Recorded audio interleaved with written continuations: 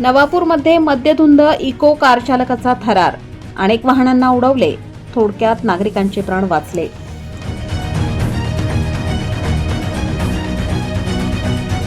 नवापूर शहरात आज सायंकाळी 7 वाजेच्या सुमारास इको कार क्रमांक GJ26 AE 3639च्या मद्यधुंद चालकाने अक्षरशः थरार माजवत मुख्य रस्त्यावरून बेफाम धडका देत नागरिकांची झोप उडवली.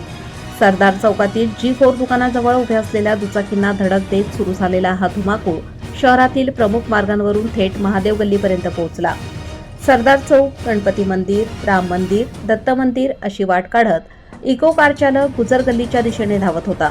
गुजर गल्लीमध्ये लग्नाचे मंडप असल्याने त्याने वाहनाला अचानक महादेव गल्लीकडे कलाटणी दिली.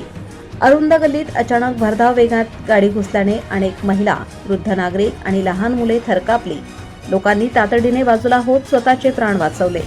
मद्यधुंद महेंद्र कोकणी राहणार भवरे चालकाच्या बेफिकीर आणि मद्यधुंद अवस्थेमुळे रस्त्यातील 4 ते 5 नागरिक जखमी झाले असून 7 ते 8 वाहने नुकसानग्रस्त झाली आहेत.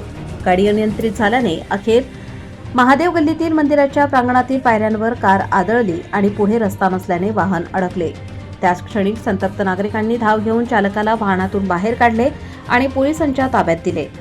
या संपूर्ण प्रकारानंतर नुकसानग्रस्त नागरिक आणि जखमींच्या नातेवाईकांनी प्रश्न उपस्थित केला आहे की शहरात अशा मद्यधुंद अवस्थेत वाहन चालवणाऱ्यांवर पोलीस प्रशासन नेमकी कोणती कडक कारवाई करणार, अशा प्रकारचे प्रकार टाळण्यासाठी कोणती प्रभावी उपाययोजना राबवली जाणार. नवापूरकरांनी पुन्हा अशा घटना न घडाव्यात यासाठी कठोर कारवाई आणि प्रभावी बंदोबस्ताची मागणी केली आहे. Bureau report, Navapur express news, Navapur.